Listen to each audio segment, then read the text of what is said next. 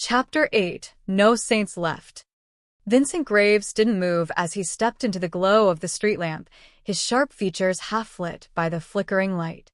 His men, 4 in total, spread out behind him like shadows peeling away from the dark. Their guns weren't drawn, but their hands hovered near their belts. Eric tensed beside me, his knuckles whitening around the grip of his pistol. Frank Delgado didn't move, but I knew he was already calculating the angles, ready to pull the trigger the second things went south. Graves' eyes drifted to the duffel bag slung over my shoulder. His smile was faint, but it didn't reach his eyes. "You have something that belongs to me, Kane." I adjusted the strap slightly. "I don't think Rourke's ledgers ever had your name on them." Graves stepped closer, stopping just short of arm's length. His men stayed back, giving us the illusion of space, but I could feel their eyes locked on me. "This doesn't have to get ugly," Graves said smoothly. "We both know how this ends." I met his gaze. "Yeah. With you behind bars?" Graves chuckled softly, shaking his head. "You think you're the first man to try and bring me down?" Rourke thought the same thing once. Look where it got him. Rourke was sloppy," I shot back. "You're not. But even you can't cover this up." I unzipped the duffel bag slightly, letting Graves catch a glimpse of the black ledgers inside. His smile faltered for a fraction of a second, the first crack in his armor. "You hand that over," Graves said quietly, his tone darkening, "and I can make this all go away. You, Eric Delgado, you walk free. No debts, no loose ends." Eric stepped forward before I could answer. "You're wasting your breath," Eric growled. "You killed Megan. You tried to kill me. There's no deal here." Graves' gaze shifted to Eric, and for a brief moment, I saw something cold flicker behind his eyes. "That's where you're wrong," Graves said.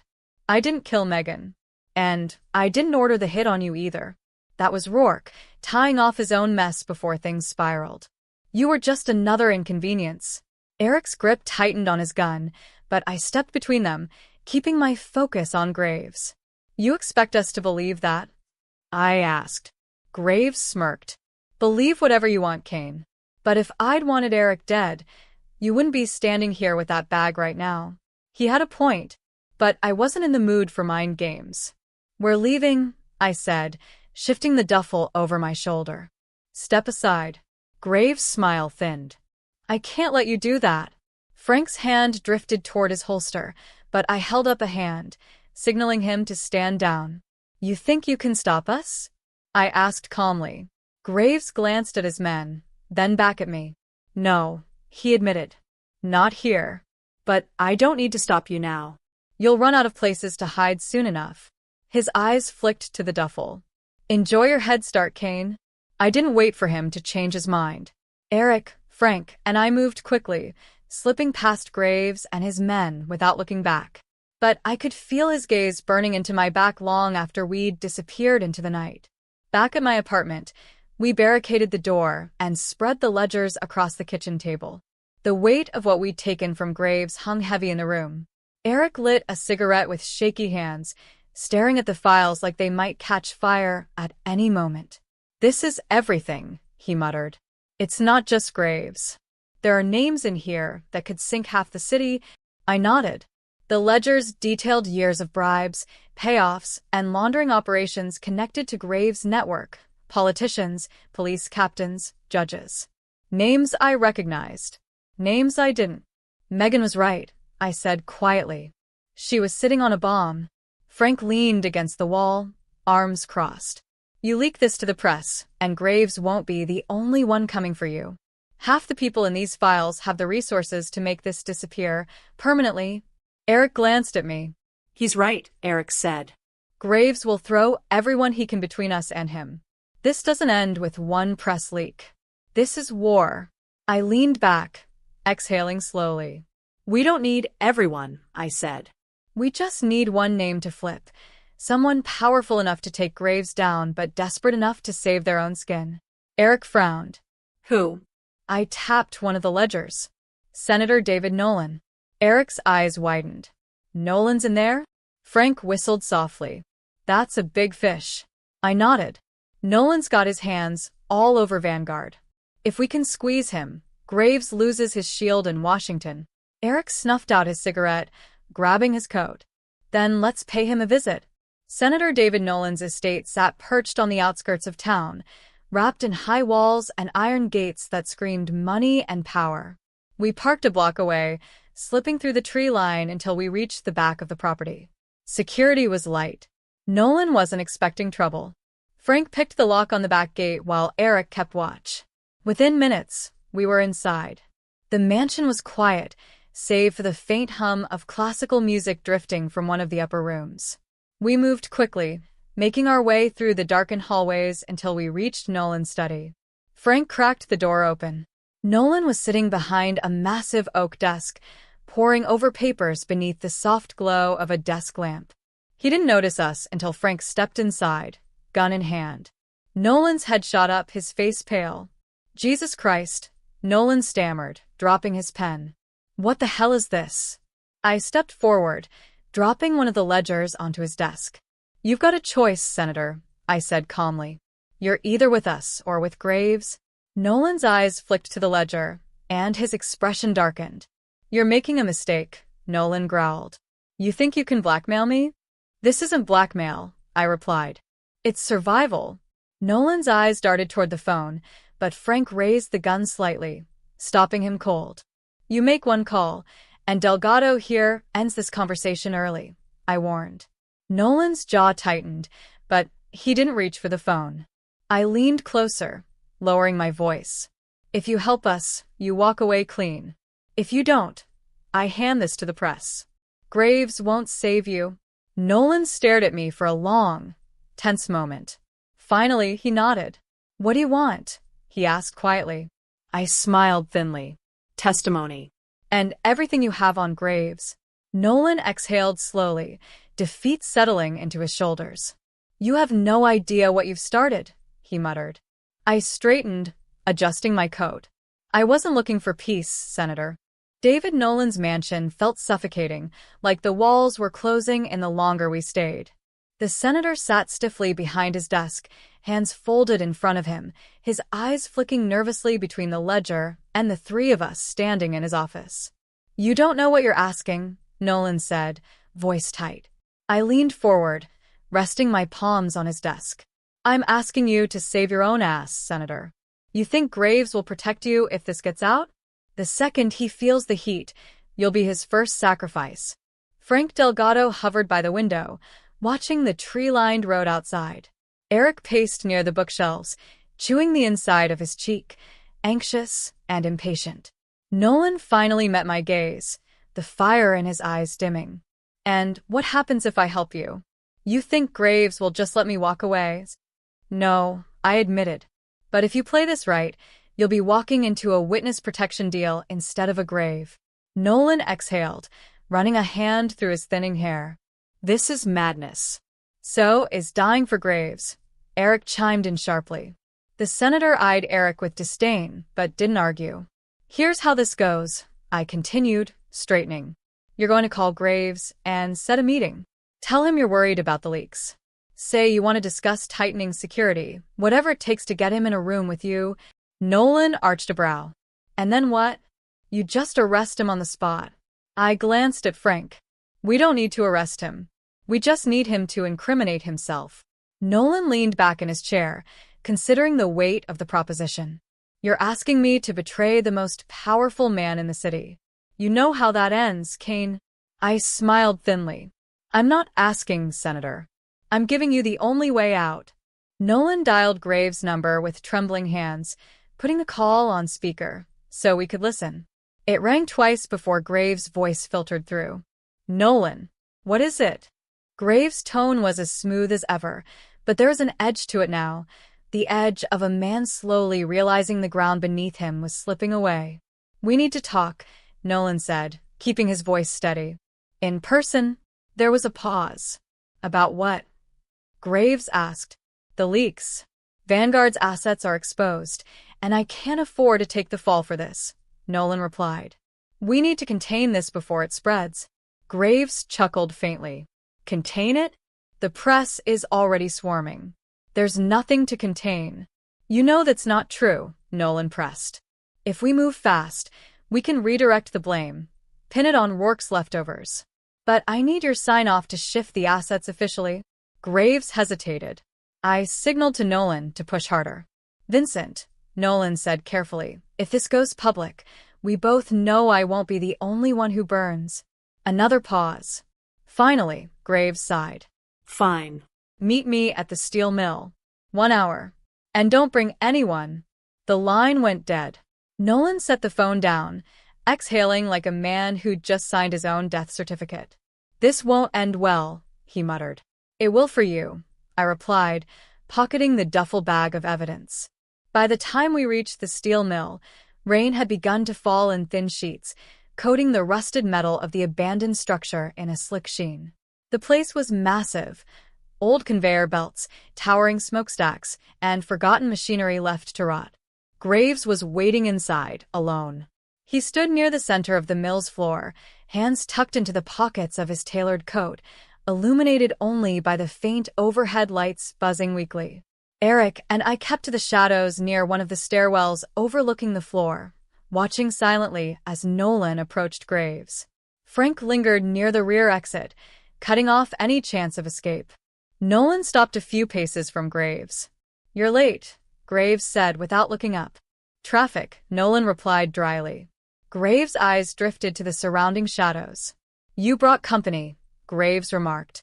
I told you to come alone. Nolan hesitated. I didn't bring anyone. Graves' gaze narrowed. Don't insult me. Nolan shifted uncomfortably, but Graves wasn't interested in the lie. You've been talking to Kane, Graves said, his voice cold. Nolan's silence was all the confirmation he needed. Graves exhaled softly, as if disappointed. You're smarter than this, David. Am I? Nolan replied, his voice trembling. Because from where I'm standing, this whole thing's about to collapse. Graves smirked faintly. It won't collapse. It'll burn. Nolan's hands twitched at his sides. You're bluffing, Nolan said. Graves finally met his gaze. Am I? Nolan's phone buzzed in his pocket. He pulled it out hesitantly, glancing at the screen. His face paled. What is it? Eric whispered beside me. I pulled my own phone from my coat, scanning the news feed. My stomach dropped. Breaking, confidential witness in Rourke corruption case found dead. Nolan's eyes flicked back to Graves. You bastard, Nolan whispered. Graves stepped forward, placing a hand on Nolan's shoulder. You were always just another pawn, David. Nothing personal. Nolan's eyes darted toward the shadows where Eric and I were hiding, pleading silently. Eric tensed. Jack, we need to. I was already moving. I stepped into the light, gun aimed directly at Graves' chest. Step away from him, I ordered. Graves didn't flinch. Detective Kane, he said, his smirk returning. I was wondering when you'd show yourself. I said step back. Graves glanced at Nolan one last time, before slowly retreating. But the damage was already done. Nolan's eyes were wide, sweat trailing down his temple. His hand trembled as he gripped his phone tighter, rereading the headline. It's too late, Graves said softly, addressing me now. The moment you opened that ledger, you sealed his fate. You think I care about Nolan? I replied coldly. Graves chuckled. No. But you care about Eric. And I'm curious, Kane, what would you trade to keep him breathing? My grip tightened on the trigger. Eric took a step forward. I'm not running, Eric growled. Whatever you've got planned, I'm not scared of you. Graves' eyes sparkled with amusement. Good, he said quietly. I was hoping you'd say that. Frank's voice crackled over the earpiece in my jacket. Jack, we got company outside. A lot of it. I didn't need to look to know who it was. Graves had brought more than words tonight. He brought war. Chapter 9, The Siege. Frank Delgado's voice buzzed in my ear again, his tone sharper this time. Jack, I count at least 6 outside. More circling the back. I didn't respond. I already knew what was coming. Graves hadn't shown up here alone to negotiate. He came to finish the job. Vincent Graves stood in front of me, his calm demeanor unshaken, as if the gun in my hand was nothing more than an inconvenience. Behind him, Senator David Nolan was frozen in place, sweat beading at his temple. Eric shifted beside me, eyes flicking between the exits and the darkened corners of a steel mill. We were outnumbered but not outgunned. I held Graves' gaze. "You walk out of here now, Graves, and no one has to die." He chuckled softly, stepping away from Nolan as if the entire scene bore him. "You've always been the stubborn type, Kane," he said. "I admire that. But you're forgetting one thing." Graves spread his arms wide, his polished coat glinting under the flickering industrial lights. "This isn't your game anymore. It's mine." Before I could answer, the sound of footsteps echoed from the catwalk above. Graves' men were already inside. Eric raised his gun, stepping back toward the cover of a nearby pillar. "We're boxed in," he muttered under his breath. I tightened my grip on the pistol, every muscle coiled. Frank's voice crackled again. "Jack, they're moving in. I can take a couple out." "Negative," I cut him off. "Hold position. Let them make the first move." Graves took another step forward, his eyes cold and calculating. "You're not leaving this place alive with those ledgers," he said. "Neither are you," I replied. The tension hung like a razor's edge. Then it snapped. The first shot rang out from the catwalk. Eric dove behind the steel pillar as the bullet ricocheted off the concrete floor. I dropped to one knee, firing twice in the direction of the shooter. A body crumpled onto the walkway, boots skidding against the metal before falling silent. "Frank, now," I barked. Frank opened fire from outside the mill, the thwop-thwop of his silenced rifle cutting through the night. Two of Graves' men at the entrance collapsed before they even had the chance to draw their weapons. Graves didn't move, standing perfectly still as if bullets weren't flying around him. His confidence wasn't misplaced. He wasn't here to pull the trigger himself. Eric popped up from behind the pillar, firing into the darkness. Another gunman fell from the second floor, landing hard near the stacks of rusted machinery. "3 down," Eric growled. "How many more?" "Too many," I muttered. Nolan cowered behind Graves, gripping the desk in his trembling hands. "Call them off," I said, keeping Graves in my sights. Graves smiled faintly. "You're not in a position to bargain." I fired a warning shot near his feet. The bullet sparked off the concrete, missing him by inches. Graves didn't flinch. "Kill me, Kane, and you'll never walk out of here alive," he said calmly. I clenched my jaw, weighing the truth of his words. "Jack, we need to move," Eric called out. I gestured for Eric to grab Nolan. Frank's rifle fire had thinned the ranks outside, but more men were converging on the entrance. We had minutes at best. Eric dragged Nolan toward the rear exit while I covered their retreat, firing controlled bursts at the gunmen advancing through the main hall. Frank slipped through the loading dock, meeting us near the rusted stairwell that led to the rooftop. "This way," Frank barked, signaling toward a fire escape that led down the back of the mill. "Where's the car?" I asked, keeping my gun trained on the doorway. 2 blocks out," Frank replied. I couldn't park closer without tipping them off. Eric cursed under his breath, hauling Nolan toward the fire escape. "This was a mistake," Nolan grumbled. "Shut up and move," Eric snapped. We hit the fire escape running. Frank took point, scanning the alley below with his rifle. I followed close behind, gun still aimed at the doorway. Graves' men hadn't followed yet, but I could hear the shouts echoing from inside. They weren't far behind. We climbed down quickly, the metal groaning under our weight. By the time our feet hit the pavement, the alley was empty for now. Frank led the way down a narrow side street, keeping us in the shadows. "We're not out yet," he muttered. I glanced back toward the steel mill. Graves' silhouette stood at the edge of the roof, watching us disappear into the night. He wasn't chasing us. He didn't have to. We reached the car a few blocks down, an old black sedan Frank had borrowed for the night. The moment we climbed inside, I knew something was wrong. The second the door shut, Frank's phone buzzed. He glanced at the screen and his face darkened. "What is it?" Eric asked. Frank hesitated, then handed me the phone.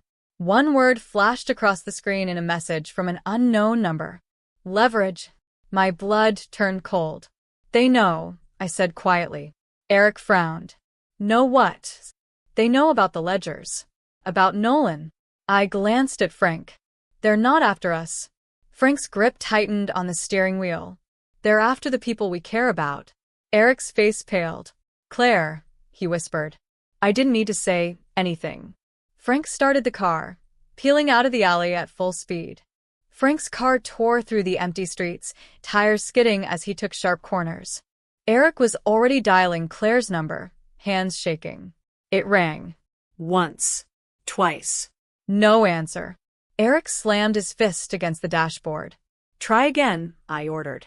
He redialed, pressing the phone to his ear as if sheer force of will could make her pick up. This time, the call connected. Eric. Claire's voice was distant, strained. Claire, where are you? Eric demanded. Her voice cut out briefly, and static crackled through the line.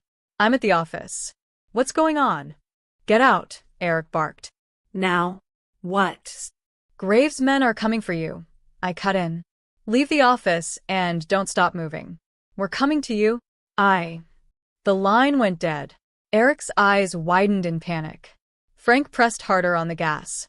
She'll be fine, Frank growled, more to himself than to us. But I wasn't convinced. Because Vincent Graves didn't leave loose ends. And now Claire Novak was one. Frank's car screamed down the wet streets, tires skimming the edge of control as we raced toward Claire's office. Eric gripped the dashboard, his face pale, knuckles white as he redialed her number over and over. Each call rang through to voicemail. I sat in the back, loading fresh rounds into my gun. She's smart, I said, trying to convince myself as much as Eric. Claire knows when to run. Eric didn't answer. Frank's eyes flicked to the rearview mirror, locking with mine. Graves wouldn't take her alive, he said flatly. I know. None of us said what we were all thinking. Graves already knew how this ended. Claire's office, 17th floor. By the time we pulled up to Claire's office building downtown, the street was empty. Too empty. The parking lot was dark, save for the dim glow of streetlights reflecting in shallow puddles. Eric was out of the car before Frank had even shifted into park. Eric, wait, I called, but he was already through the glass entrance doors, sprinting toward the elevators. Frank cursed and pulled his rifle from the trunk. This is how people die, he muttered, falling in step beside me as we followed Eric inside. The lobby was silent. The night security guard was slumped over the front desk, unconscious. I knelt, checking his pulse. Steady. They drugged him, I said quietly. Non-lethal. Frank's eyes narrowed. That's not Graves' style. No. Graves didn't care about witnesses. This wasn't just a hit, it was a message. Eric punched the elevator button repeatedly, his breathing heavy. She's still here, he muttered. She wouldn't have stayed if she knew. I rested a hand on his shoulder. Eric, slow down. If Graves' men are inside. Ding. The elevator doors slid open. I stepped in first, gun raised. Eric and Frank followed, tension thick enough to choke on. As the doors closed, I braced myself. The next few minutes would decide whether Claire Novak lived or died. The 17th floor. The elevator opened to a dim hallway, lit only by emergency lights. The offices were dark, shadows stretching long against the frosted glass walls. Eric didn't wait. He ran. Claire. His voice echoed down the corridor, sharp and desperate. Frank moved to cover the far end of the hall, rifle aimed low but ready. I followed Eric toward Claire's office, my footsteps muffled by the carpet. Her door was slightly ajar, light spilling out. Eric burst inside. Claire. The office was empty. Her desk chair lay toppled on the floor, papers scattered around it. A half-drunk cup of coffee sat cold on her desk. Eric froze, eyes darting wildly around the room. She was here, he whispered. I scanned the space, forcing myself to stay calm. The signs were clear. There was no struggle. Look, Frank said, stepping inside. He pointed toward the window. On Claire's desk, scrawled hastily on a yellow notepad, were 2 words. Garage. Now. Eric's eyes lit up. She's hiding. Frank checked the hallway again. If she's in the garage, she's not alone. I gripped Eric's arm. You stay behind me. We get her and we get out. No heroics. Eric nodded tightly. But I could see it in his eyes. He wouldn't stand down if it came to that. The garage. The parking garage beneath Claire's building was eerily quiet, the hum of fluorescent lights the only sound. We moved cautiously between rows of parked cars, weapons drawn. Frank scanned the upper level from behind a pillar. Clear. Eric's eyes swept the garage, searching frantically for any sign of Claire. Where is she? Eric muttered under his breath. I gestured for him to stay close, eyes narrowing at the far corner near the stairwell. A faint shadow moved. Frank. I nodded toward it. Frank knelt, rifle raised. Got it. I took point, stepping slowly toward the shadow. My finger rested lightly on the trigger, heart pounding against my ribs. As I rounded the corner, Claire emerged from behind a concrete column, clutching her purse like it was a weapon. Her wide eyes met mine, and she exhaled sharply. Jack. I lowered my gun. It's over, Claire. You're safe. Eric rushed forward, pulling her into a tight embrace. Jesus, Claire. You scared the hell out of me. I was hiding, she said, shaking. I saw them on the cameras. I didn't know what to do. I placed a reassuring hand on her shoulder. You did the right thing. Frank scanned the garage one last time. We need to move. Graves' men aren't going to wait forever. Claire nodded, her breathing still shaky. As we turned toward the exit, I caught movement from the corner of my eye. I spun. Too late. The barrel of a suppressed pistol pressed against the back of Claire's head. Nicholas Holt stepped out of the shadows, his grip on the gun steady, his eyes cold as ice. Put the guns down, Holt said quietly. Eric froze, his arms still around Claire. Do it, I said, lowering my weapon slowly. Frank followed, though his jaw tightened in frustration. Holt's smirk was faint. Graves said you'd come. I held his gaze, fury bubbling beneath the surface. You don't have to do this, Holt. He shook his head. Yes, I do. Orders are orders. Claire's breathing was shallow, fear painted across her face. I stepped forward carefully. This isn't the war you want, Holt. Holt's eyes narrowed. Isn't it? The air grew heavy, and for a moment, no one moved. Then Eric spoke. Let her go, Eric said quietly. Holt glanced at him. Or what? Eric's voice didn't waver. Or I'll kill you. Holt chuckled softly, but Eric's eyes didn't leave his. I could see it, the fire, the resolve. Holt must have seen it too, because his smile faded. The tension stretched thin, ready to snap. Then, a gunshot. Holt's body stiffened. A single bullet hole bloomed in his temple. He collapsed without a sound, his pistol clattering to the floor. Frank lowered his rifle from across the garage. Jesus, Eric muttered, pulling Claire closer. Frank exhaled, stepping over Holt's body. Let's go, I said, picking up my gun. Frank glanced at Holt's corpse. That won't stop Graves, Frank said. I met his gaze. No, I said coldly. But it's a start. Chapter 10.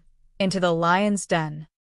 Nicholas Holt's body lay sprawled across the concrete, blood pooling beneath his head, the soft hum of the garage lights casting long shadows over him. Eric pulled Claire toward the car, whispering reassurances, as if his voice alone could keep her steady. Frank Delgado knelt beside Holt's corpse, his rifle resting loosely at his side. He wiped his mouth with the back of his hand, eyes narrowing at the lifeless figure. We're out of time, Jack, Frank said grimly. He wasn't wrong. Holt had been Graves' most trusted weapon. With him gone, the next move was obvious. Graves would retaliate, hard and fast. But this time, I wasn't waiting for him to come to me. I holstered my gun and turned to Eric. Get Claire somewhere safe. A motel out of town. Change locations every few hours. Eric opened his mouth to argue, but I stopped him with a look. She's not safe until Graves is dead. Keep moving. Eric clenched his jaw, but nodded. Frank exhaled, straightening. And what about us? We end this, I said quietly. Frank's eyes darkened. Tonight. We left the garage separately. Eric drove Claire out of the city under cover of darkness, his taillights disappearing down the rain-slicked road. Frank and I took my car, heading toward the one place we knew Graves wouldn't expect us. His home. Vincent Graves was powerful, but he wasn't invincible. He had routines, habits, and a penthouse apartment in a luxury high-rise that few people had access to. I wasn't kicking down his front door. I was walking through it. Frank didn't ask questions as we parked a block away, the blacked-out sedan blending into the city shadows. He loaded a fresh clip into his rifle, slipping it beneath his coat. "This going to be loud?" Frank asked, eyeing the building. "No," I replied, pulling a small envelope from my glove compartment. I held up the key card inside. "Megan Whitfield's. She did business with Graves here before," I explained. "Her security access was never revoked." Frank smirked. "Smart woman." "She was." I tucked the card into my pocket and stepped out of the car, adjusting my coat as I crossed the street. The rain had slowed to a drizzle, but the air was cold, sharp enough to keep me awake. As we approached the entrance, the doorman barely glanced at us, too preoccupied with scrolling through his phone. Graves' penthouse occupied the top floor, the 42nd, but the card in my pocket would take us directly there. Frank followed me into the elevator. "Any chance he's alone?" he asked. I shook my head. "Not likely." Frank cracked his knuckles. Good. I was getting bored. The elevator ascended smoothly, the floor numbers ticking upward with agonizing slowness. By the time we reached the 42nd floor, I could feel it, the weight of the end. We weren't just walking into Graves' home. We were walking into his grave. The doors opened silently. The penthouse was dark, save for the faint glow of city lights filtering through the floor-to-ceiling windows. No security guards. No movement. Frank tensed beside me. "Too quiet." "Yeah," I muttered, stepping forward carefully.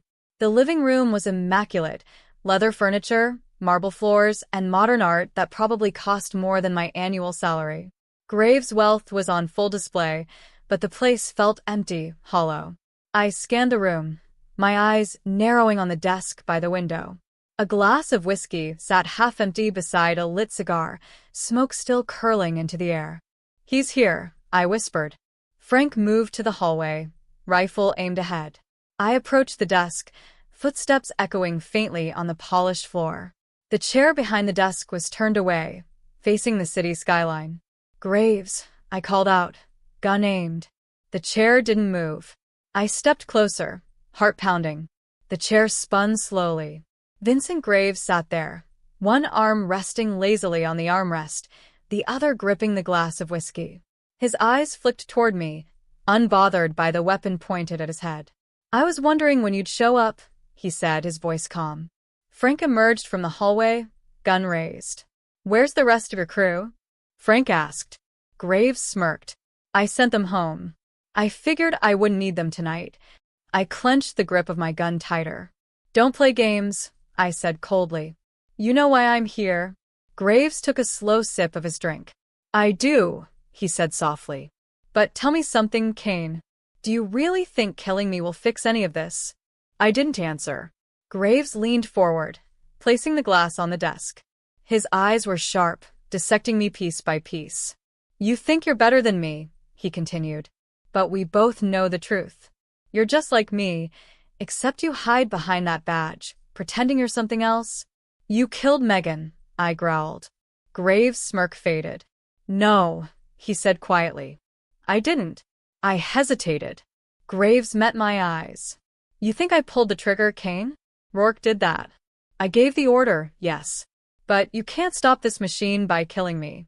Someone else will step in, just like I did when Rourke fell."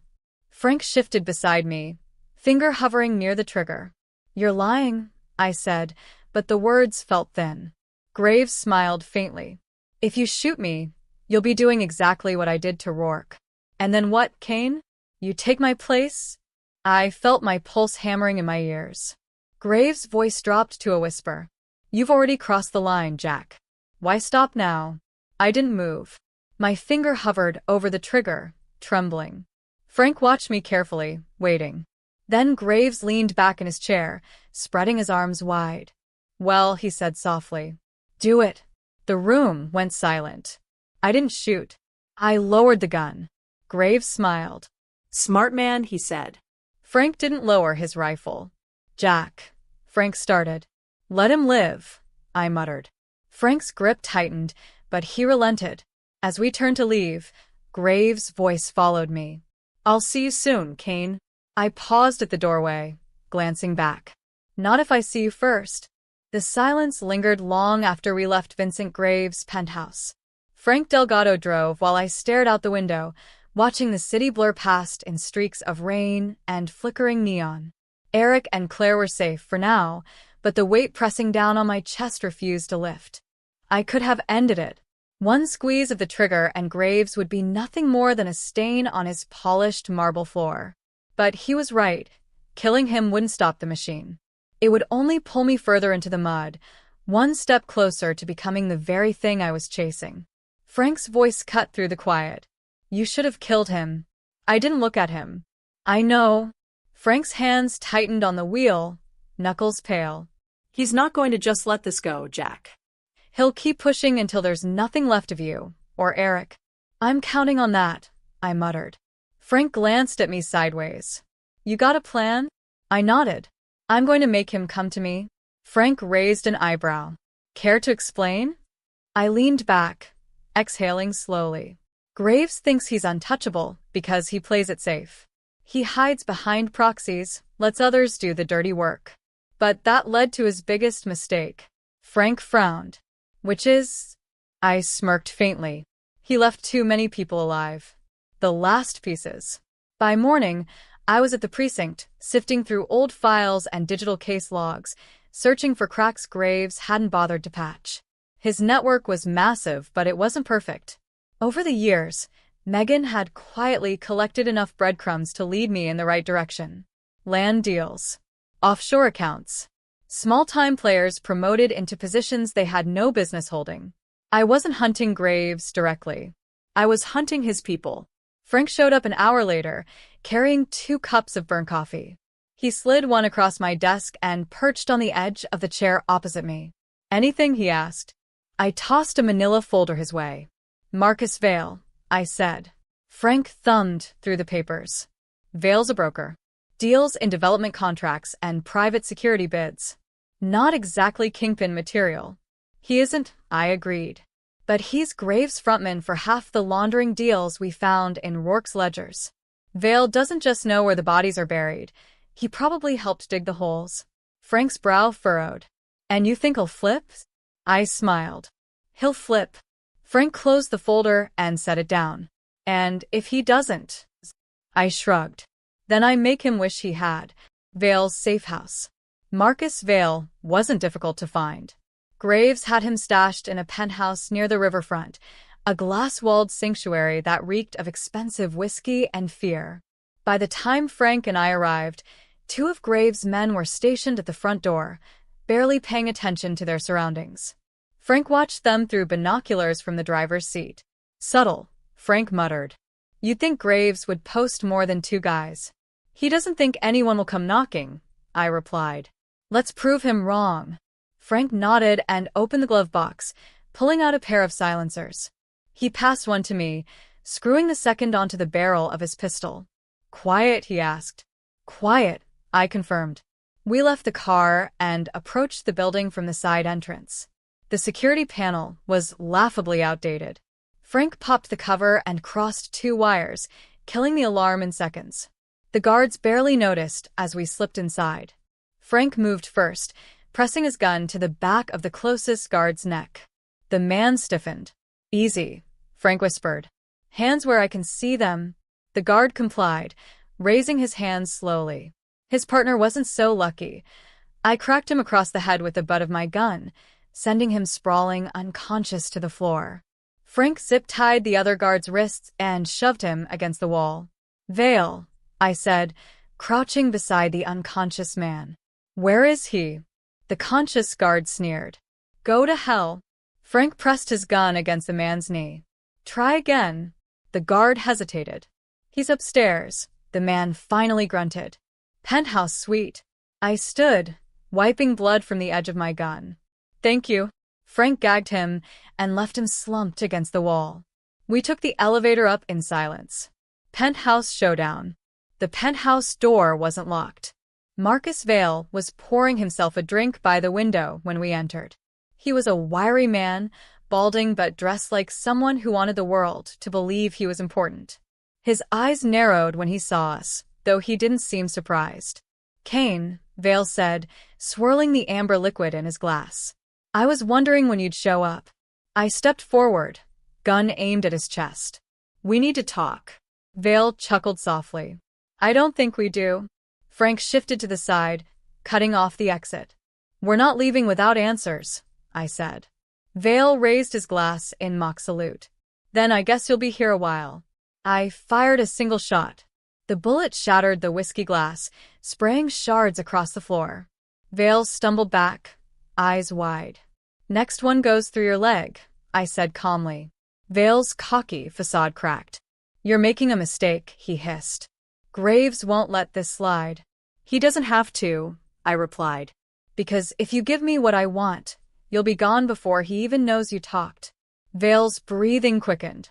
I leaned in, lowering my voice. "Or I can leave you here." With nothing, the threat lingered. Finally, Vale caved. He reached into his desk drawer, pulling out a USB drive.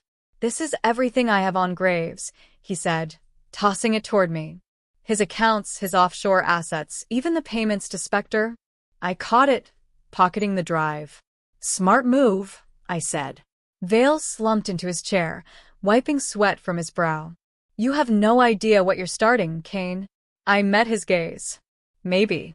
But when it ends, Graves won't be the one standing." As Frank and I left the penthouse, I could feel the noose tightening. Graves wasn't just losing ground. He was running out of places to hide. Chapter 11: Cornered Beasts. By the time Frank Delgado and I left Marcus Vale's penthouse, the city had shifted. There was something in the air, a quiet tension, like the hum before a blackout. Graves knew we were closing in. Vale's USB drive sat heavy in my coat pocket, but I knew better than to celebrate. This wasn't over. Not yet. Frank drove in silence, the rain beating a slow rhythm against the windshield. His knuckles were tight around the steering wheel, eyes fixed on the road ahead. "This feels too easy," Frank muttered. "It won't be," I replied, staring out at the dark city streets. Graves wasn't the type to lay down and die. He built his empire by surviving men like Rourke, men who thought power alone made them untouchable. But Graves was different. He thrived in the shadows. And men like that were dangerous when cornered. Eric's safe house. We pulled into the alley behind the motel where Eric had taken Claire. The place was run down, flickering neon lights, broken vending machines, and a front desk clerk who couldn't care less who checked in. Eric met us at the back entrance, ushering us inside quickly. "Any trouble?" I asked as he locked the door behind us.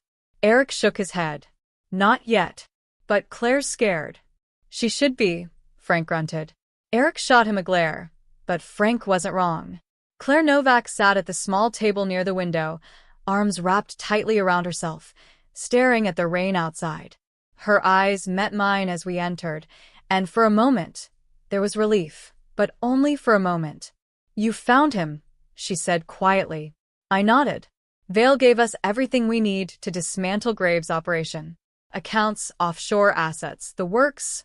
Claire's brow furrowed. "So, it's over?" Frank chuckled darkly. "Not even close," I said. "Graves knows we have the files. He won't wait for us to use them." Eric folded his arms. "So what now?" I glanced at Frank. "Now we force his hand. The bait." I spent the next hour combing through the files Vale had handed over. It was all there. The offshore accounts, the shell companies masking his illegal arms deals, and the wire transfers that tied him directly to Rourke's death and Megan's. I paused when I hit the last folder. Frank noticed. "What is it?" I slid the laptop toward him. A file labeled _Novak_contract. Eric leaned over, reading the screen. His face paled. "It's a hit," I said quietly. "On Eric and Claire." Frank's eyes darkened. "Graves didn't just want you dead. He planned to bury your entire legacy." Eric clenched his fists, the anger rolling off him in waves. "I want him dead," Eric growled. You'll get your chance, I replied. Frank exhaled slowly. So what's the play, Keynes? I closed the laptop and slid it into my coat. We leak it. Eric frowned. What? I met his gaze. Graves' biggest weapon is fear. He controls people by making them think he's untouchable. We take that away. We show the city that he's vulnerable. Frank grinned. You're going to make him panic. I nodded. And when he does, he'll come straight for us? Eric crossed his arms. You sure he'll take the bait? He doesn't have a choice, I said. This time, Graves plays by our rules. Lighting the fire. I made the call to Markham just after midnight. I have something for you, I said, keeping my voice low. Markham's tone sharpened. Tell me you're not sitting on evidence. I'll send you the files. But you need to be ready, I replied. Graves won't take this lightly. Markham hesitated. This isn't just another case, Kane. Graves has deep roots. If this hits the press. That's the point, I interrupted. Silence. Fine, Markham relented. I'll pull what strings I can. But you better pray you're right about this. I am, I said grimly. I hung up and uploaded the files to Markham's secured server. By morning, the city would know everything. The hit. Frank and I left the motel just before dawn, driving toward an abandoned warehouse Eric and Claire could lay low in. I knew Graves wouldn't wait for the fallout. We were halfway across town when Frank's phone buzzed. He glanced at the screen and cursed. It's Markham, Frank said, answering. Where the hell are you? Markham barked. Graves just put a bounty on Kane and Eric. Half the city's lowlifes are looking for you. I tightened my grip on the wheel. How much? 200 grand for Kane. 150 for Eric, Markham said. Dead or alive? Frank shook his head. That's desperate. He knows we're moving against him, I said. He's trying to clean house before the leaks hit. Markham's voice lowered. You need to finish this, Kane. Before someone else does. I hung up. Frank grinned faintly. Well, he said, at least we know where we stand. I didn't respond, because the headlights following us hadn't turned for the last 3 intersections. Hold on, I muttered. Frank glanced into the side mirror, his grin fading. They're tailing us, he growled. I pressed the accelerator, cutting down a narrow alleyway between industrial lots. The black SUV behind us followed, tires screeching against the wet pavement. Frank drew his gun. Take the next left, he ordered. I swerved sharply, sending the car skidding across the rain-slicked street. The SUV followed, gaining speed. They're coming up fast, Frank warned. I didn't hesitate.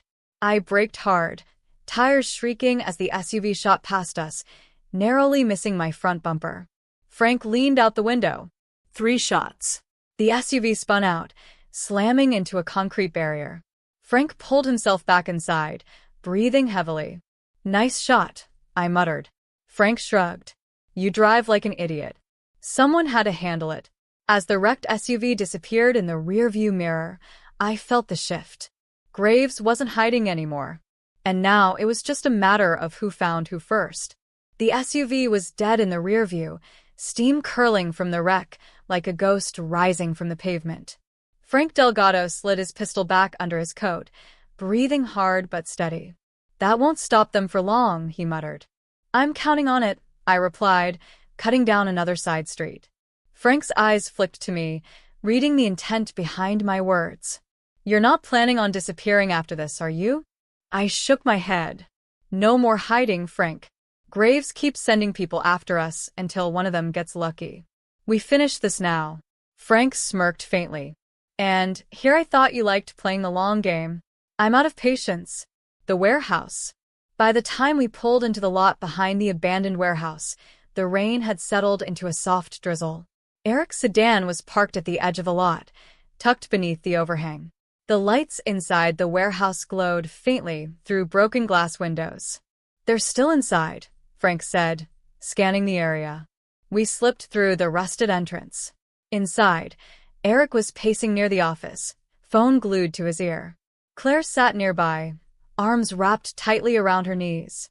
The second Eric spotted us, he ended the call. Markham says Graves' men are all over downtown, Eric reported. They're looking for us. It's only a matter of time. They won't have to look far, I said, tossing the USB drive onto the table. Eric frowned. You leaked it? I nodded. By the time Graves' men realize we're not running, his entire network will be plastered across the news. Vale's files will drag every politician and judge he's ever bribed down with him. Claire's eyes widened slightly. You're putting a target on all of us. It's already there, I said. This just makes Graves bleed faster. Eric glanced at Frank, uncertain. And when he comes for us? Frank answered before I could. Then we end it. The waiting game. The warehouse grew colder as the night stretched on. Claire slept in one of the chairs, Eric sitting beside her, gun resting on his knee. Frank and I took shifts by the entrance, watching the streets for any sign of movement. By 3 a.m., the silence felt suffocating. Frank leaned against the wall, arms crossed. He's waiting us out, Frank said. Graves knows we're in here. He's making us sweat. He doesn't need to wait, I replied. He already lost the minute the files went public. Frank raised an eyebrow. You sure about that? I met his gaze. No. But we'll find out soon enough. Eric's voice broke the quiet. I don't understand something, he said, rubbing the back of his neck. Graves could have disappeared by now. Fled the country, laid low somewhere. Why stay? I thought about it for a moment. Graves is a survivor, I said. But he's also proud. He spent years building this empire. He's not going to run from a fight, not when he thinks he can win. Frank chuckled darkly. So what? He's just going to walk through the door, and... Footsteps echoed outside. Frank's smile faded instantly. Eric shot to his feet, gun raised. Claire stirred in her chair, eyes blinking open as the tension crackled like a live wire. I stepped toward the entrance, holding my breath. Another set of footsteps followed. Then silence. I flicked the safety off my gun. Frank. He nodded. We took positions on either side of the entrance, guns aimed. Eric covered Claire, standing near the rear exit. The door creaked. I tightened my grip. Then it swung open. Vincent Graves stepped inside alone. He moved calmly, his hands tucked into the pockets of his black coat, his eyes scanning the room like he already owned it. No bodyguards. No backup. I didn't lower the gun. Evening, Jack, Graves said smoothly, stepping forward. You've been busy. Frank aimed directly at his head. You lost Graves? Graves smirked. I thought I'd come for a chat. I gestured with the gun. Keep your hands where I can see them. Graves' smirk didn't waver. If I wanted to kill you, Kane, I wouldn't have walked through the front door. Eric stepped forward, jaw tight. You already tried. Graves turned his gaze toward Eric, studying him for a long moment. No, Graves said softly. I tried to bury you in the system, not 6 feet under. There's a difference. I clenched my jaw, the tension coiling tighter. You're running out of options, Graves, I said coldly. Your accounts are frozen. Your men are scattering. In less than 24 hours, the press will have every detail of your operation. Graves chuckled softly, shaking his head. Still playing the hero, Jack? He asked, stepping closer. I raised the gun higher. That's close enough, I growled. Graves stopped, standing just a few feet away, calm as ever. You've got it all wrong, Graves said, his voice soft. This isn't about winning anymore. It's about who loses less. I frowned. What the hell are you talking about? Graves' eyes flicked toward Claire. Your witness protection can't save her, he said quietly. Or you, for that matter. Eric took a step forward, fury flashing in his eyes. You don't touch her. Graves smiled faintly. I won't have to. Frank's finger hovered over the trigger. I'm 2 seconds away from making you a stain on the floor, Graves. Graves ignored him, locking eyes with me instead. You think you've exposed me, Jack, Graves said. But you missed something. There are bigger sharks swimming under the surface. I'm just the devil, you know. I froze. You're bluffing, I said, though even I wasn't convinced. Graves' gaze hardened. Am I? The room went still. I felt the shift, the slow realization creeping up my spine. Graves was cornered, but he wasn't afraid. Because this wasn't his final hand. It was mine. And he was still holding the winning card. Chapter 12. The Devil You Know. Vincent Graves stood in the center of the warehouse like a man completely in control. His calm demeanor grated against the tension flooding the room. Frank Delgado hadn't lowered his rifle. Eric Cross's hand trembled near the trigger of his pistol, and Claire Novak barely moved, staring at Graves like he might disappear if she blinked. I held my gun steady, but something gnawed at the back of my mind. Graves wasn't bluffing. "Bigger sharks?" I said, stepping closer. "Is that supposed to scare me, Graves?" Graves smiled faintly, eyes glinting under the flickering warehouse lights. "No, Jack. "It's supposed to remind you what happens when you cut the head off the wrong snake." Frank's jaw tightened. "Enough riddles. You came here alone for a reason. You know we can end this tonight." Graves tilted his head, amused. "Maybe," he admitted. "But here's the problem. You can kill me, Delgado. You can shoot me right now." But if you do that, you'll never see the rest coming." Frank's finger twitched near the trigger. "Try me." I raised a hand, keeping Frank from pulling the shot. "Who are they, Graves?" I asked. Graves' smirk faded. "Vanguard was just the storefront," he said. "The real money? The real power? It's above me. Rourke was part of it, but he wasn't the top of the ladder. When he died, I took the scraps he left behind, but someone else, someone you've never met, owns the entire game board." Eric's eyes narrowed. "If that's true, why hasn't this mystery man come after us?" Graves met Eric's gaze, cold and sharp. "Oh, they will," Graves said. "I'm just buying you time." I stepped closer, the barrel of my gun hovering near Graves' chest. "You're trying to make yourself valuable." Graves' lips curled. "Smart man." "I knew there was a reason I liked you." The deal on the table. The room felt suffocating, but Graves' offer was as clear as the gun in my hand. "I walk away tonight," Graves said smoothly, "and I'll give you a name." Frank exhaled sharply. "You've got to be kidding me." Graves shrugged. "Killing me does nothing, Kane. But the man behind this? The one pulling the strings? He won't let you walk away." I kept the gun leveled at his chest. "How do I know you're not feeding me a name just to save yourself?" Graves' gaze darkened. "Because I'm the only reason Eric's still breathing." Eric flinched. "What the hell does that mean?" Graves met his eyes. "Rourke put out the hit, Eric. But I was the one who called it off. You were useful, a loose end I could manipulate. Now, you're a liability. The people I work for won't hesitate next time." Eric's grip on his pistol faltered, but Frank didn't lower his rifle. I exhaled slowly, weighing the decision like a loaded gun. "Give me the name," I said, lowering my weapon just slightly. Graves nodded. "Donovan King." Frank's brow furrowed. "Who the hell is Donovan King?" Graves smiled faintly. "You wouldn't know him. No one does. King's a ghost, the real power behind Vanguard's operations. He's been in the shadows for years, letting men like Rourke and me take the fall. But trust me, King's the one you're really after." I studied Graves carefully, searching for any flicker of deception. But I saw none. "That name better be real," I muttered. Graves met my gaze. "Oh, it is. And when you find him," his smile faded, "tell him I said hello." Letting the devil walk. Frank's eyes burned into me as I holster my gun. "We're really doing this?"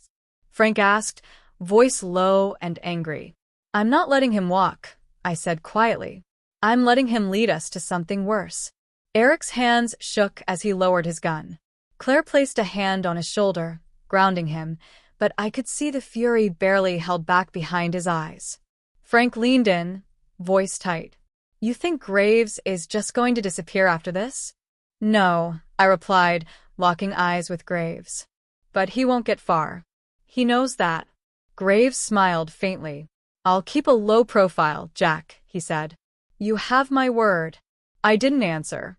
Instead, I stepped aside, clearing the path to the warehouse door. Graves buttoned his coat, smoothing the front as if nothing had happened. "Good luck, Kane," he said softly. "You're going to need it." He vanished into the rain, leaving the rest of us in silence. The truth behind the curtain. Frank sat heavily on a crate, shaking his head. "This is insane," he muttered. "You just let the most dangerous man in the city walk away?" "No," I said, watching the rain drip from the warehouse's rusted ceiling. "I just opened the door to someone worse." Eric finally spoke, his voice hoarse. "Donovan King," he whispered. Claire frowned. "You've heard of him?" Eric nodded, swallowing hard. "Yeah," he said quietly. "But only once. Megan mentioned the name before she died." Frank's eyes narrowed. "What exactly did she say?" I pressed. Eric hesitated. "She said, 'King doesn't leave witnesses.'" Frank exhaled sharply. "Well, that's comforting." I ran a hand over my face, exhaustion sinking into my bones. Donovan King wasn't just a name. He was a death sentence waiting to be signed. And now? We were on his radar. The next hunt. The next morning, Markham called. "We found something," he said. Name came up during an old FBI money laundering investigation. Donovan King. The feds never nailed him, but his fingerprints were all over Vanguard's finances. I exhaled slowly. "And where is he now?" Markham hesitated. "That's the thing. King disappeared 2 years ago. No records. No sightings. He went completely off the grid." Frank, standing nearby, frowned. "If he's a ghost, how the hell do we catch him?" I stared at the city skyline beyond the window, the rain finally starting to clear. "We don't catch him," I said. Frank frowned. "Then what?" I slipped on my coat, eyes narrowing. "We make him come to us." The rain hadn't let up by the time Vincent Graves' footsteps faded into the dark. The warehouse felt colder without him, like the air had shifted now that the devil had left the room. Frank Delgado paced near the entrance, his jaw clenched tight enough to crack. Eric sat with Claire in the far corner, his leg bouncing with nervous energy. The weight of what had just happened hung heavy over all of us. I hadn't killed Graves. I'd let him walk. And in exchange, I got a name that felt more like a loaded gun pointed at my head, Donovan King. Frank wasn't happy. "Tell me again why the hell we didn't put a bullet in his head," Frank said, stopping just in front of me. His voice was sharp, but not angry. Frustrated. I met his eyes calmly. "Because Graves is more useful alive." Frank crossed his arms. "Useful? Kane, he's been 5 steps ahead of us since this started. Now he's going to vanish until he decides to burn us alive." "He won't," I said. "Graves knows we're the only ones left standing between him and King. If anything, he's going to stay close." Frank frowned, shaking his head. "You really think Graves is scared of this Donovan King guy?" "I think Graves is the only man who knows what King looks like," I replied quietly. "And that makes him valuable." Frank considered that for a long moment before sighing, running a hand through his hair. "You're betting on a rattlesnake not biting you in the back, Jack." I nodded. "It's a gamble. But if we play this right, we don't have to chase King. He'll come to us." Pieces on the board. Eric finally broke the silence from across the room. "How exactly do you plan on making that happen?" I glanced toward him, watching as he shifted uncomfortably in his seat. Claire sat close beside him, her hand resting on his knee, as if trying to hold him in place. "We're going to rattle the cage," I said simply. Eric arched an eyebrow. "That doesn't sound like a great plan." "It's the only one we have." Frank dropped into a nearby chair, exhaling heavily. "Fine. What's the next step?" I grabbed the USB drive from my coat pocket and slid it across the table. "This is everything Vale gave us. Offshore accounts, payments, contracts Graves never wanted anyone to see." Frank eyed it warily. "And..." I leaned against the wall, arms crossed. "We leak it. All of it." Eric's head snapped toward me. "You're serious?" "Dead serious," I replied. Eric shook his head. "Jack, you leak those files and every crooked cop, politician, and judge tied to Vanguard will come after us. We won't last a week." "That's the point," I said. "If Graves wanted King to stay hidden, these files wouldn't exist. This is leverage, and we're about to burn it."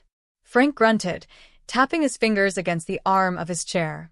"You leak this, and King won't have a choice but to come out of the shadows," Frank said slowly, understanding the play. I nodded. He'll want to tie up loose ends. And Graves? He's the loosest end of all. The setup. By morning, I was at the precinct, uploading the files to a secure channel Markham had set up. It wasn't going straight to the press, not yet. Markham would push it through his contacts first, let the heat simmer before it boiled over. Frank sat beside me, flipping through Vale's folders. His eyes narrowed as he scanned the contracts. "This King guy," Frank muttered, tapping the paper. "He's careful, but not perfect." Vale mentioned a private estate under his name, outside city limits, hidden behind more shell companies than I can count. I leaned over, glancing at the address. Ashcroft Hills. "I know the area," I said quietly. "Old money types. Big estates, low visibility." Frank smirked. "Sounds exactly like the kind of place a ghost would hide." I straightened, stretching my arms. "We'll pay him a visit once this hits the wire," I said. "See if King starts sweating." Frank's smirk faded. "If we show up there, Kane, we better be ready. King's not going to let us knock on the front door." "I know," I replied. "That's why Graves is going to do it for us." The bait. By the time I returned to the motel where Eric and Claire were holed up, the city had already started buzzing. Markham's leak was working its way through the underground circuit, rumors spreading faster than wildfire. Eric met me at the door, arms crossed, his eyes filled with lingering doubt.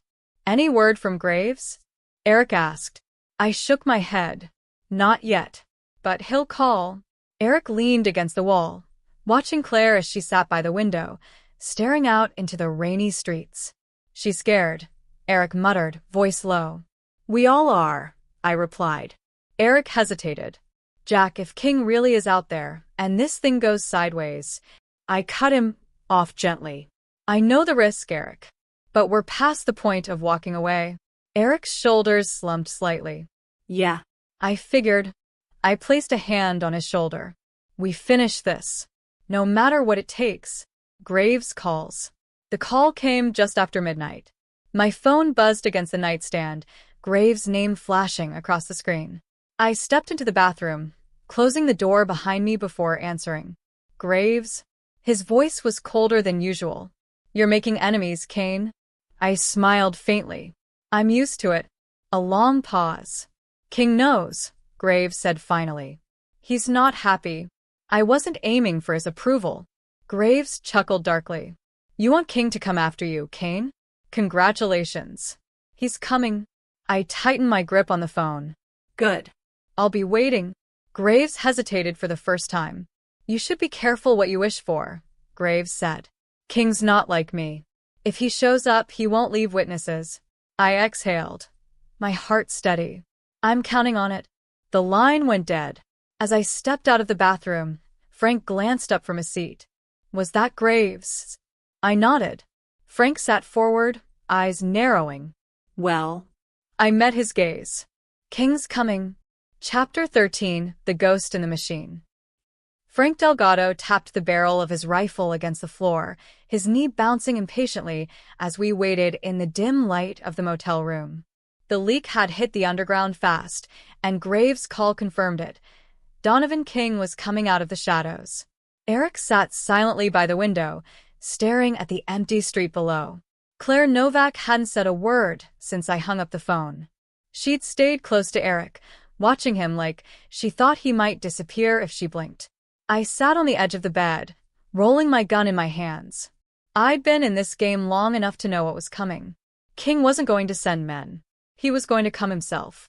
Graves said King won't leave witnesses, Eric muttered, finally breaking the silence. "He won't," I replied. "Which is why we need to draw him in somewhere he can't control the field." Frank raised an eyebrow. "You mean set a trap for a man we've never seen?" "No offense, Jack, but that sounds like a great way to get shot." I smiled faintly. "I'm counting on him showing up angry."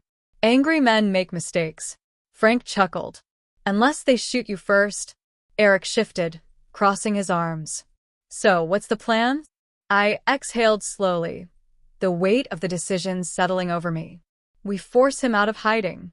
Graves gave us King's name. Now we use it against him." Eric frowned. "How?" I glanced toward Claire. "We give King exactly what he doesn't want.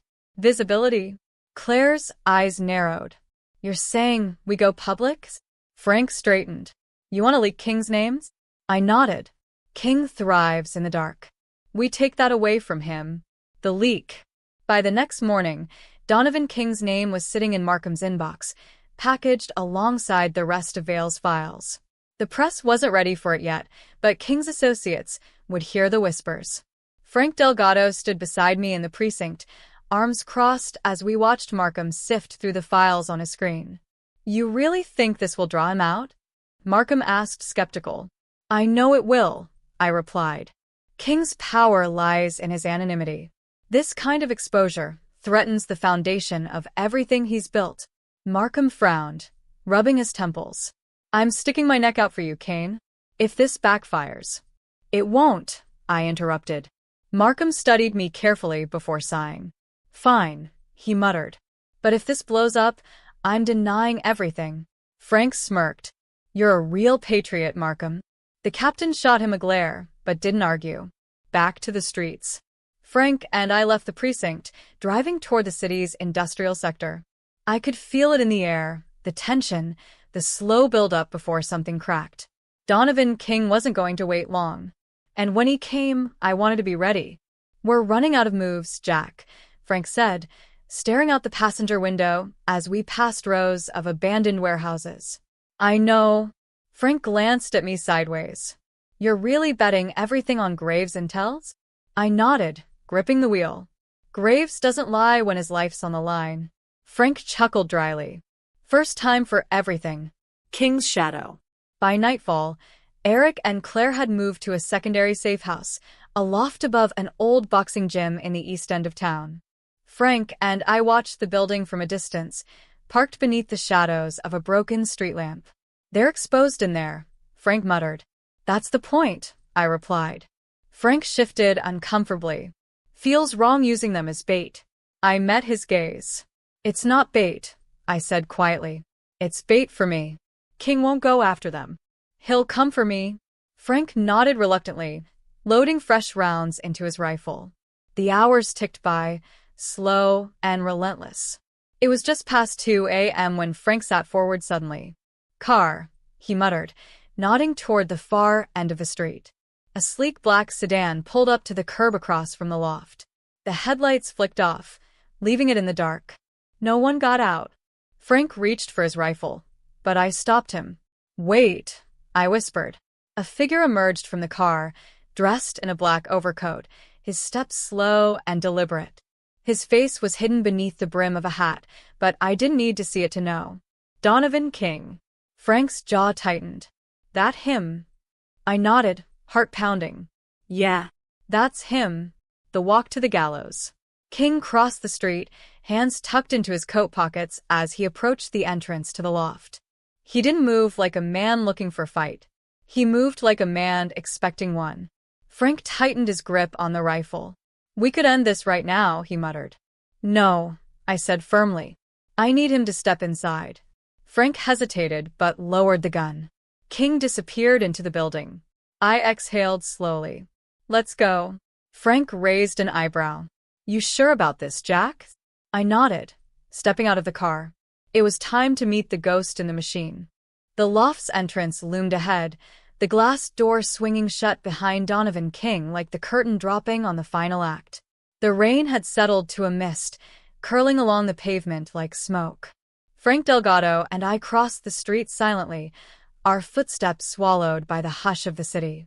Every instinct screamed to stay in the dark, let the shadows carry the weight, but there was no point in hiding. King wasn't afraid of us. Frank's rifle hung low, but his hand twitched near the trigger. We going through the front? He asked, glancing at the glass door. I nodded. He's not here to play games, I said. Neither are we. Frank exhaled sharply, but didn't argue. Your funeral. Inside the loft. The entrance opened into a narrow hallway lined with old punching bags and framed black and white photos of fighters long past their prime. The faint smell of sweat and iron lingered in the air, mixed with the soft hum of distant streetlights bleeding through the cracked windows. King's footsteps echoed faintly above us. Eric and Claire were on the second floor, and if King was moving that slowly, it wasn't because he was in a hurry. He wanted me to follow. Frank glanced at me, raising an eyebrow. "He's baiting you," Frank muttered. I know, I replied. "Stay close." We climbed the metal staircase quietly, the rusted steps groaning under our weight. The landing opened into a large, dimly lit room, exposed brick walls, scattered gym equipment, and a faded boxing ring at the far end. Eric and Claire sat near the window, illuminated faintly by the city lights outside. King stood a few feet away from them, calm and composed. His black overcoat hung loosely over his broad frame, his posture casual, as if he was admiring the view rather than planning a murder. Eric tensed when he saw us. "Jack," he said, voice tight. "What's he doing here?" I didn't answer immediately. My eyes locked with King's. He was older than I expected. Late 50s, maybe early 60s, but his sharp gaze carried the weight of a man who'd spent decades pulling strings from behind the curtain. King smiled faintly, tilting his head. "Detective Kane," he said, his voice smooth but carrying a faint gravel that hinted at years of smoking or whiskey. Probably both. "I was wondering when you'd catch up." Frank stepped forward, rifle raised just enough to make a point. "We're not here to talk," Frank growled. King ignored him, his eyes never leaving mine. "You've been very persistent," King continued. "I respect that." I lowered my gun, but only slightly. "Vincent Graves thought the same thing," I replied. King chuckled softly. "Yes, but Graves was sloppy. You're not." Eric stood slowly, placing himself between King and Claire. "You're not leaving here," Eric said coldly. King regarded him with a faint, almost amused smile. Eric Cross. Megan's brother. "I'm sorry for your loss. She was inconvenient, but not without talent." Eric's hands clenched into fists. "Don't talk about her." King held up his hands in mock surrender. "I mean no disrespect," King said. "But you have to understand, this is bigger than Megan. Bigger than Rourke. Bigger than Graves." Frank shifted, finger hovering near the trigger. "Cut the speech," Frank snapped. "We know who you are. We have Vale's files. Your accounts, your offshore deals, it's all out there now." King's gaze flicked to Frank, his expression unreadable. "Marcus Vale always did lack subtlety," King said calmly. "And Vincent Graves, well, he's just a survivor. He's not a threat to me." I stepped forward, gun aimed at King's chest. "You should be worried about me, not Graves," I said. King's eyes narrowed slightly. "Oh, I am," he replied. "But that's why I'm here." Eric's hand drifted toward his gun, his breathing sharp and uneven. "Why?" Eric asked. King exhaled slowly, tucking his hands into the pockets of his overcoat. "To make you an offer," King said plainly. Frank laughed under his breath. "An offer? You're serious?" King's eyes didn't waver. "Rourke thought he could own this city. Graves believed he could survive it. But you..." King's gaze shifted to me. "You're different. You're not interested in power, Kane. You just want the machine to stop." I didn't lower the gun. "You're part of that machine," I said coldly. King nodded. "I am. But I'm offering you a seat at the table instead of a bullet in the back." Eric's voice cut through the air like a blade. "You think we'd work for you after everything you've done?" King turned toward Eric, his smile thin. "You misunderstand," King said. "I'm not asking you to work for me. I'm asking Kane to replace Graves." The room fell silent. Frank's eyes narrowed. "What the hell are you talking about?" King's gaze returned to me. "You dismantled Rourke's empire. You chased Graves into the shadows. I've watched you operate, Kane. I know what you're capable of. You're not corrupt, but you're not clean either. You exist in the space between. That's why I need you." I didn't answer immediately. The weight of King's words lingered in the room like a storm cloud. Eric shook his head. "No," Eric said firmly. "That's not happening." King's expression softened slightly, but his eyes remained cold. "Think carefully, Kane," King said quietly. "If you kill me, someone else takes my place. Someone worse. But if you stand beside me, you can control the chaos, shape the city the way you want." Frank's voice rumbled from behind me. We don't negotiate with devils, Kane. I tightened my grip on the gun. King held his ground, his eyes sharp. You already let one devil walk away, King said, his voice dropping. What's one more? I exhaled slowly, the weight pressing down harder. And then I made my decision. Chapter 14, Crossing the Line. The rain outside pounded harder against the loft's cracked windows, as if the city itself was demanding an answer. Donovan King stood calmly in the center of the room, eyes fixed on me, waiting. Frank Delgado's rifle remained trained on him, tension radiating off him like heat from a barrel after a shot. Eric's hand hovered near his pistol, but his gaze was locked on me. I could feel it, the weight of their expectations pressing down on me. Kill King. End this. It was simple, but nothing about this was simple anymore. King had laid his cards on the table. He wasn't here to threaten me.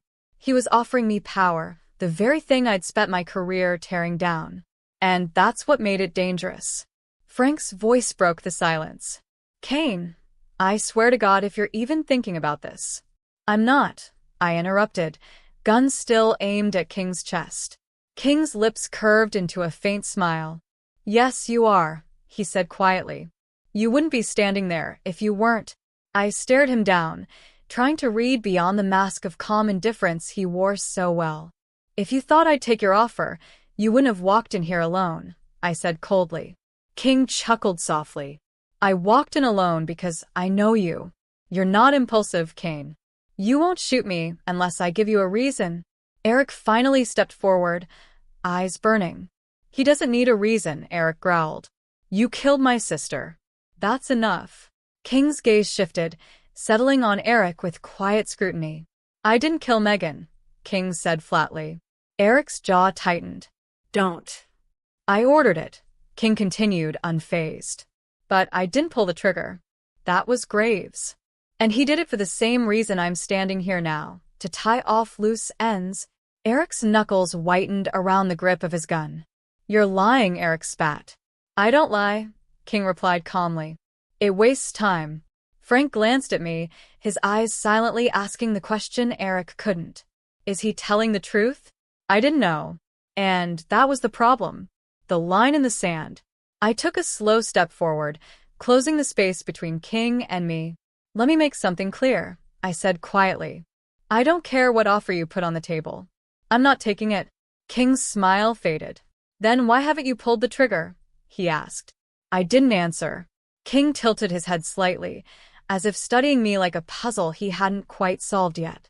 Because you know I'm right, King said softly. Graves was a symptom, Kane. I'm the cure. You kill me, and someone worse fills the void. Someone who won't walk in unarmed. Someone who won't negotiate. I felt Frank shift beside me, restless. We'll take our chances, Frank muttered. King exhaled, shaking his head. You can't save this city by pretending the rot isn't there, King said. But standing next to me? You might actually stop it from spreading. I let the silence settle between us. Frank's grip on his rifle tightened. Eric watched me, waiting for the decision he thought he already knew the answer to. Finally, I lowered the gun. King's smile barely flickered. You made the right choice, King said. I didn't make it for you, I replied, stepping back. I made it for them. King's eyes narrowed slightly, but he didn't argue. He had won this round, and he knew it. The consequences of mercy. Frank caught up with me in the alley behind the loft as King's sedan disappeared into the rain. He didn't say anything at first, but I could feel his anger radiating off him like heat from a furnace. You should have shot him, Frank finally said, voice low and sharp. I know, I replied, lighting a cigarette with shaking hands. Frank's eyes narrowed. Then why didn't you? I met his gaze. Because we're not done yet. Frank frowned. You think letting him walk changes the game? Frank asked. I exhaled smoke into the cold air. No, I muttered. But it changes the board. King wasn't afraid of me. But the moment I let him walk out of that loft, he started wondering why. And when a man like Donovan King starts second-guessing, he makes mistakes. Later that night, Eric sat silently in the corner of the loft, his gaze distant. Claire hadn't said much since King left. She was holding it together, but I could tell it was fraying at the edges. Eric finally broke the silence. "You let him live," Eric said softly. I nodded. Eric's eyes darkened. "He killed Megan, Jack. How could you let him walk?" I met his gaze. "Because he's not finished making mistakes," I replied. Eric's brow furrowed, confusion crossing his face. "You're gambling with our lives," Eric said coldly. I stepped closer, lowering my voice. "I know what I'm doing, Eric," I said firmly. "King doesn't trust me, and he shouldn't. But the longer I let him think he's safe, the closer we get to burying him for good." Eric's jaw tightened, but he didn't argue. "Not yet. King's mistake." The phone rang just before dawn. I answered without hesitation. "Detective Kane," King's voice greeted me, smooth but distant. I wasn't expecting a call so soon. "I'm not calling for conversation," I said flatly. King chuckled softly. "You're impatient." "I'm thorough," I replied. There was a pause. Then King's tone shifted. "What do you want, Kane?" I leaned against the window, watching the city wake beneath the pale light. "I want Graves," I said quietly. King didn't answer right away. When he finally spoke, I could hear the faintest edge of doubt in his voice. "You're asking for something dangerous," King said. "I know," I replied. Another long silence. Then King exhaled slowly. "I'll see what I can do." The line went dead. Frank watched me carefully from across the room. "Think he'll give him up?" Frank asked. I smirked faintly, tossing the phone onto the table. "No," I replied. "But he'll lead us straight to him." The rain hadn't let up by the time Donovan King's black sedan disappeared into the night. I watched the taillights fade into the distance, the soft rumble of the engine lingering long after he was gone. Frank Delgado stood next to me in the alley, rifle slung lazily over his shoulder. He hadn't spoken in the last 10 minutes, not since I let King walk out of the loft. Eric Cross leaned against the brick wall behind us, arms crossed tightly over his chest. His eyes burned into the back of my head like a loaded gun. Finally, Eric broke the silence. "This isn't over," he said coldly. I didn't turn around. "No." "It isn't." Frank exhaled, shaking his head as he wiped rain from his face. "You just let the most dangerous man in this city walk out the front door," Frank muttered, his voice laced with frustration. "What the hell are we doing, Jack?" I took a drag from my cigarette, letting the smoke curl into the cold air. "We're playing the long game," I replied. Frank's eyes narrowed. "Feels more like we're playing dead. The cost of patience." Claire Novak emerged from the loft behind Eric, her coat pulled tight around her shoulders. She hadn't said much since King left. I could see it in her eyes, the lingering fear she was trying to bury under layers of composure. She stood next to Eric, looking at me with the same unspoken question. "Why did you let him go?" I didn't blame them for questioning me. "I get it," I said, turning to face them. "You think I made a mistake. Maybe I did. But King's not afraid of the law. He's afraid of losing control. That's why I let him walk. The moment I shot him, someone else would have taken his place." Eric stepped forward, fists clenched at his sides. "You think I give a damn about the next guy in line?" Eric snapped. "He killed Megan. That should have been enough." I met his gaze, the weight of his words cutting deep. "I know," I said softly. Eric's breathing slowed, but the anger didn't fade. "You keep saying we'll handle him later," Eric growled. "But when Jack? When he decides to put another bullet in one of us?" Frank chimed in, stepping between us. "He's right," Frank said. "We've been chasing ghosts since Rourke died. King's not going to slip up the way Graves did." I tightened my grip on the cigarette, letting it burn down to the filter. "He already has," I replied. Frank frowned. "How do you figure?" I flicked the cigarette to the ground, crushing it beneath my boot. "Because King trusts that I won't pull the trigger," I said. "And that's his mistake. Setting the trap." By the time we got back to the precinct, the rain had finally stopped, but the weight hanging over us hadn't lifted. Frank followed me into the war room, tossing his coat over the back of a chair. Eric stayed behind at the loft with Claire. I didn't expect him to want anything to do with this part of the job.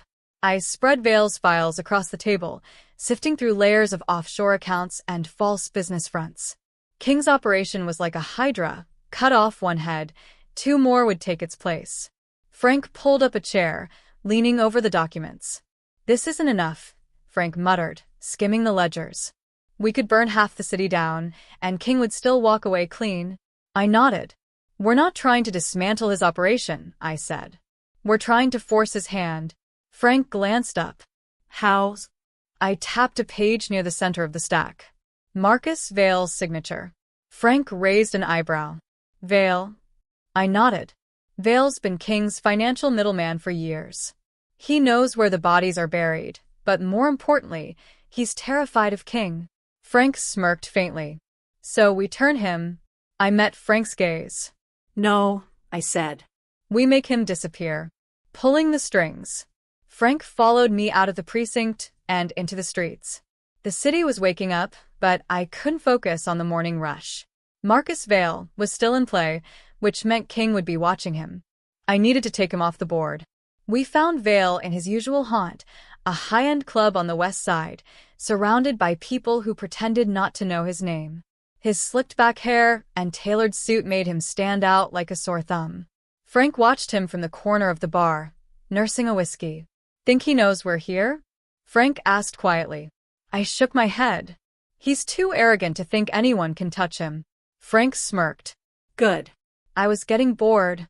I set my glass down and moved toward Vale's table, sliding into the seat across from him without asking.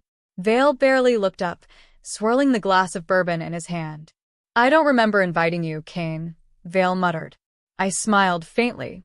"I wasn't asking for an invitation." Vale finally glanced at me, his eyes narrowing slightly. "You're not supposed to be here," he said. I leaned forward. "Neither are you," I replied. Vale's grip tightened around his glass. "You came here to threaten me?" Vale said, his voice colder. "No," I said. "I came here to offer you a way out." Vale's expression didn't change, but I could see the flicker of doubt behind his eyes. "There's no way out," Vale muttered.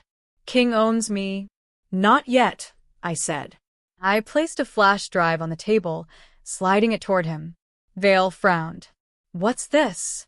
"Your entire financial record," I replied. "Everything that ties you to King. Offshore accounts, wire transfers, I even have the shell company you used to launder money for Graves." Vale's face paled. "You're bluffing," he whispered. I met his gaze. "Am I?" Vale's hand hovered over the flash drive, his confidence crumbling. "You want me to flip on King?" Vale said quietly. I shook my head. "No," I replied. "I want you to run." Vale's eyes widened. "You leave tonight," I continued. "Disappear." "If you stay, King will kill you, and this time, I won't stop him." Vale swallowed hard, his hand trembling slightly. "What's stopping him from finding me?" Vale asked. I leaned back, smiling faintly. "Me?" Chapter 15, No Loose Ends. The rain had slowed to a drizzle by the time Frank and I left Marcus Vale's club. His black sedan had disappeared into the city streets, but we both knew he wouldn't get far. Vale was already dead. He just didn't know it yet. Frank Delgado pulled his coat tighter as we crossed the empty lot behind the club. "You really think Vale's gonna run?" Frank muttered, lighting a cigarette against the cold. "No," I replied, stepping toward the car. "But King's men think he will." Frank smirked, exhaling smoke through his nose. "Smart. Let them clean up their own mess." I opened the driver's side door, leaning against it for a moment, staring out at the empty street. Frank watched me carefully. "This doesn't sit right with you," he said. "It's not supposed to," I muttered. "King's covering his tracks. Vale was the last piece linking him to Graves. If we lose him..." Frank finished the thought. "Graves is next." I didn't respond, because we both knew it was true.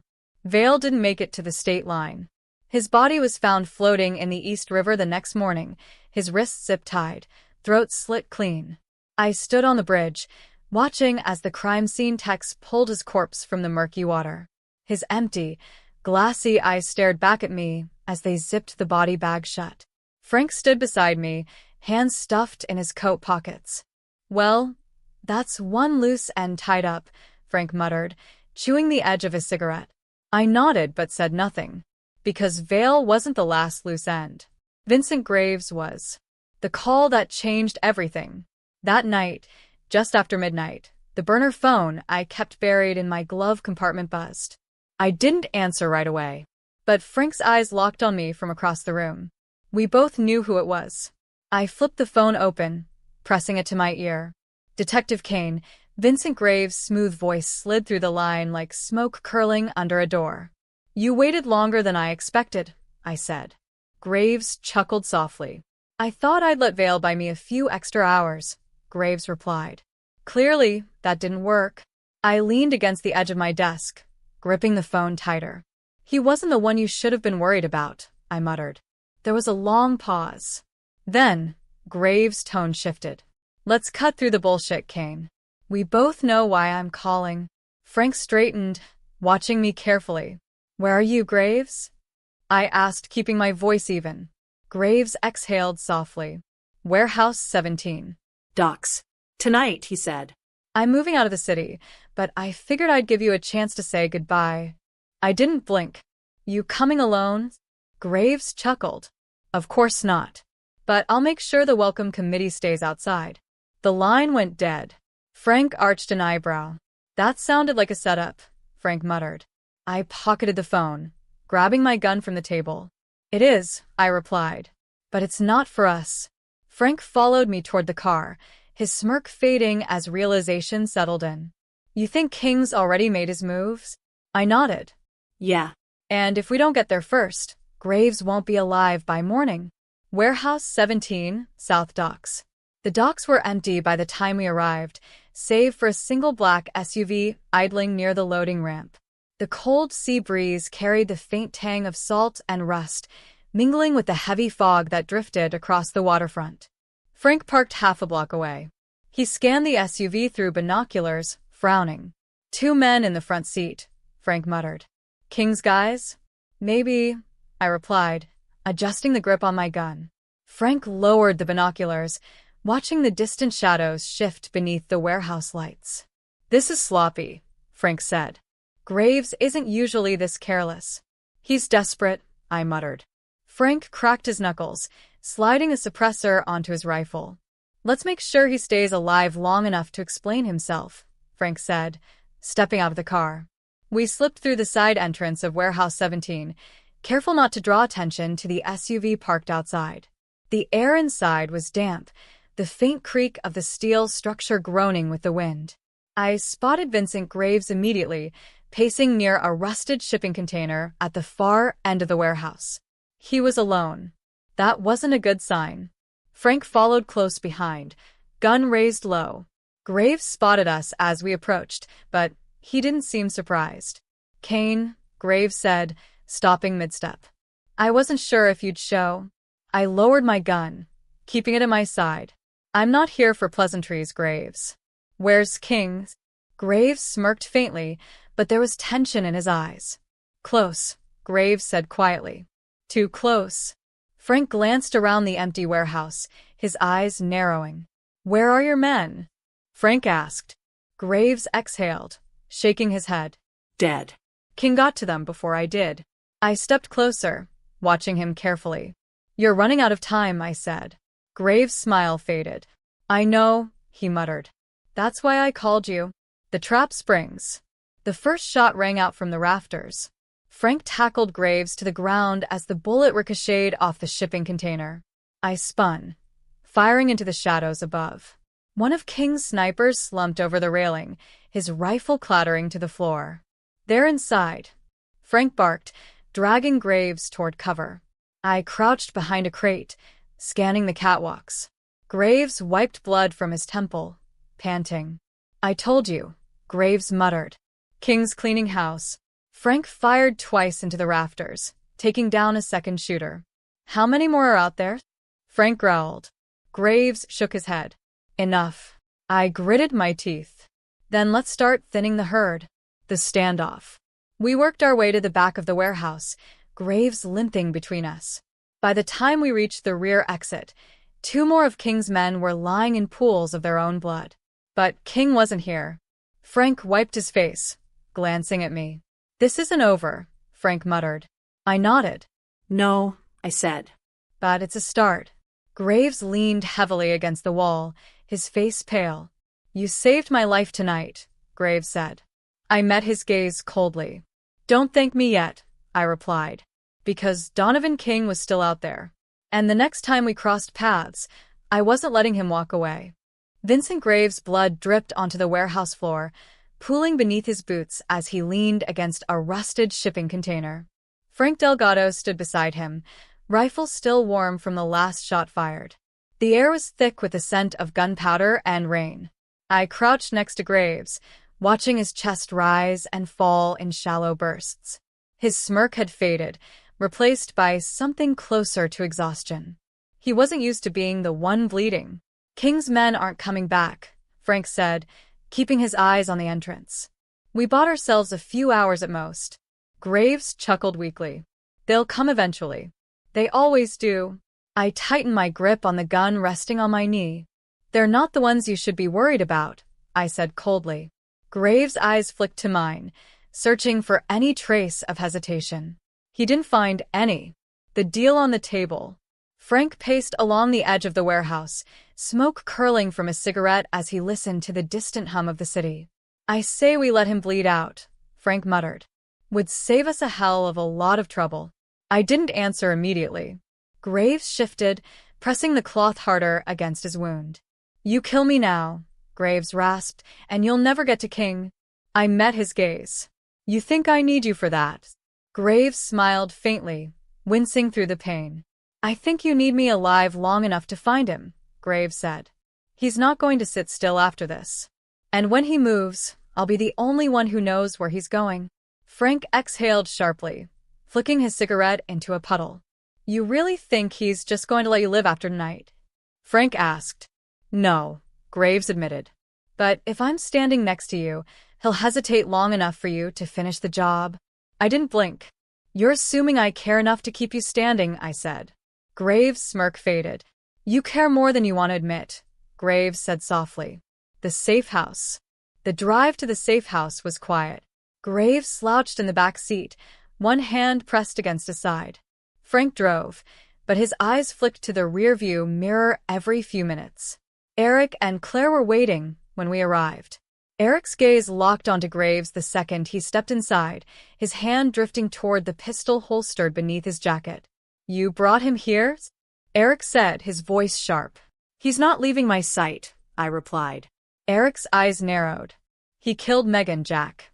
Graves raised his hands weakly. Correction. King ordered Megan's death. I just stood in the way. Eric stepped forward, but I held up a hand. We need him, I said, keeping my voice steady. Eric's fists clenched at his sides. You better be right, Eric growled. Graves eased onto the couch, letting out a low groan as he shifted his weight. You have no idea how much I'm enjoying this reunion, Graves muttered. Frank grunted, slinging his rifle over his shoulder. You won't be for long. The call. It was past midnight when the burner phone buzzed. I stood by the window, watching the empty street outside. The rain had stopped, but the city still felt restless. I answered without hesitation. Detective Kane, Donovan King's voice greeted me, smooth as ever. I didn't speak. King chuckled softly. You're quiet. That's unlike you. I glanced at Graves, who was dozing lightly on the couch. Maybe I'm just tired of listening to ghosts, I said. King's tone sharpened. I heard about what happened at the docks, King said. Sloppy work. I thought you had more finesse than that. I get the job done, I replied. King was silent for a moment. Vale's dead, King said finally. I imagine Graves isn't far behind him. I glanced at Graves' sleeping form. He's breathing, I replied. King's voice dropped. You should fix that. I didn't answer. King exhaled slowly. You can't protect him forever, Kane. Graves is already dead. You're just postponing the inevitable. I smiled faintly. That's funny, I said. He told me the same thing about you. King chuckled. I guess we'll see who's right. The line went dead. The setup. Frank leaned against the kitchen counter, arms crossed. That was King, wasn't it? Frank asked. I nodded. He knows Graves is still alive, I replied. Frank rubbed the back of his neck. This is getting messy, Jack. We can't sit on Graves forever. King's going to keep sending men until one of them gets through. I met Frank's gaze. I know. Frank frowned. So what's the plan? I glanced at Graves. We're going to use him to draw King out. Frank smirked. Bait, Frank said. I like it. I nodded. And this time, I said quietly, we finish it. The endgame. The final confrontation wasn't going to happen in the shadows. It was going to happen in broad daylight, where King couldn't hide behind his men. I made one last call to Markham, feeding him just enough information to let the press catch wind of King's smuggling operations. By morning, King's name was on every major news channel. Graves watched the broadcast from the couch, shaking his head. You really don't like playing fair, do you? Graves muttered. I smirked faintly. King's not going to slip away this time, I said. Graves leaned back, sighing. You better hope you're ready for what happens next. To be continued. End of Book 1.